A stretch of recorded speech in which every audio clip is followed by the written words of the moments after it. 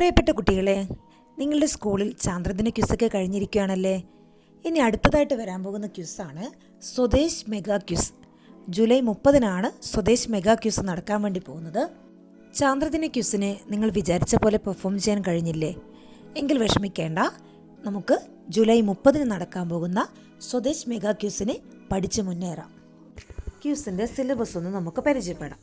LP തലം സ്വാതന്ത്ര്യത്തിൻ്റെ കഥ, ഗാന്ധിജി, പൊതുവിജ്ഞാനം.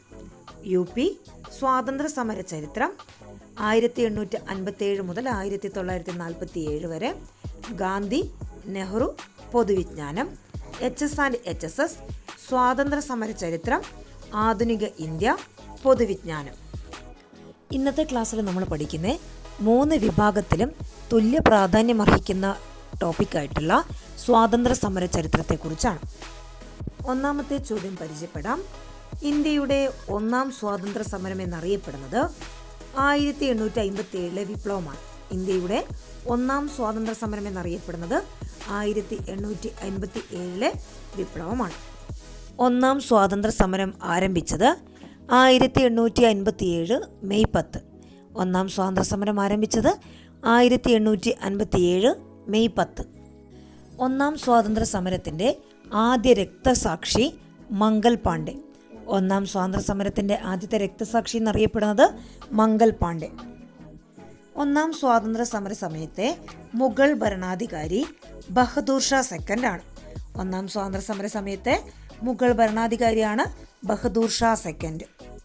1857 കലാപം പൊട്ടിപ്പുറപ്പെട്ടത് എവിടെയാണ്? മീററ്റ്.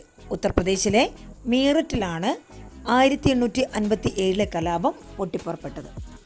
ബ്രിട്ടീഷ് സൈന്യത്തിൽപ്പെട്ട ഇന്ത്യക്കാർ അറിയപ്പെട്ടിരുന്നത് ശിപ്പായികൾ എന്നായിരുന്നു. ബ്രിട്ടീഷ് സൈന്യത്തിൽപ്പെട്ട ഇന്ത്യക്കാർ അറിയപ്പെട്ടിരുന്നത് ശിപ്പായികൾ.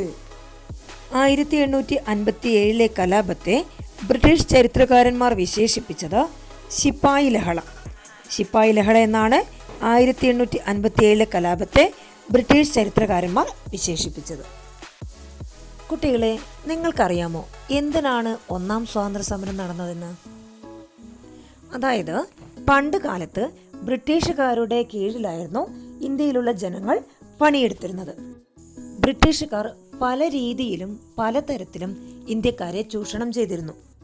അതിൽ ഒന്നാം സ്വാതന്ത്ര്യ സമരം ഉണ്ടാക്കാൻ ഇടയാക്കിയ കാരണം എന്ന് പറയുന്നത് സൈനികർക്ക് പുതുതായി നൽകിയ എൻഫീൽഡ് തോക്കുകളിൽ ഉപയോഗിക്കുന്ന തിരകളിൽ പശുവിൻ്റെയും പന്നിയുടെയും കൊഴുപ്പ് ഉപയോഗിച്ചതാണ്. അതായത് ഇവരുപയോഗിച്ചിരുന്ന തോക്കുകളുടെ പ്രത്യേകത വായ കൊണ്ട് കടിച്ചായിരുന്നു ഇവർ ഇതിൽ നിന്ന് തോക്ക് ഉപയോഗിക്കേണ്ടത്. അങ്ങനെ ഉപയോഗിക്കുന്ന സമയത്ത് അതിൽ നിറച്ചിരിക്കുന്ന തിര എന്ന് പറയുന്നത് പശുവിൻ്റെയും പന്നിയുടെയും കൊഴുപ്പടങ്ങിയതായിരുന്നു. അത് കടിച്ച് വലിച്ച് ഉപയോഗിക്കുക എന്നത്, അതായത് അതിൽ നിറച്ചിരിക്കുന്നത് പശുവിൻ്റെയും പന്നിയുടെയും കൊഴുപ്പാണ്. അത് കടിച്ച് വലിച്ച് ഉപയോഗിക്കുക എന്ന് പറയുന്നത് പല ജാതിയിൽപ്പെട്ടവർക്കും പല മതത്തിൽപ്പെട്ടവർക്കും അത് ഹറാമായിരുന്നു.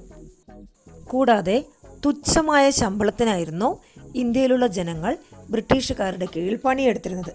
കൂടാതെ ബ്രിട്ടീഷ് ഉദ്യോഗസ്ഥരിൽ നിന്നും ഒരുപാട് അവഹേളനങ്ങൾ ഇന്ത്യക്കാർക്ക് നേരിടേണ്ടി വന്നു. അങ്ങനെ കലാപകാരികളുടെ സമ്മർദ്ദത്താൽ ബഹദൂർ ഷാ രണ്ടാമൻ കലാപത്തിന് നേതൃത്വം നൽകുകയും ഇന്ത്യയുടെ ചക്രവർത്തിയായി ബഹദൂർ ഷാ രണ്ടാമനെ പ്രഖ്യാപിക്കുകയും ചെയ്തു. ഒന്നാം സ്വാതന്ത്ര്യ സമരം ഏറ്റവും കൂടുതൽ വ്യാപിച്ച സംസ്ഥാനം ഉത്തർപ്രദേശ്. ഉത്തർപ്രദേശിലാണ് ഏറ്റവും കൂടുതൽ സമരം വ്യാപിച്ചത്. കൂട്ടുകാർക്ക് വീഡിയോ ഇഷ്ടപ്പെടുകയാണെങ്കിൽ ചാനലൊന്ന് സബ്സ്ക്രൈബ് ചെയ്യുക, ലൈക്ക് ചെയ്യുക, കൂട്ടുകാർക്ക് ഷെയർ ചെയ്യുക.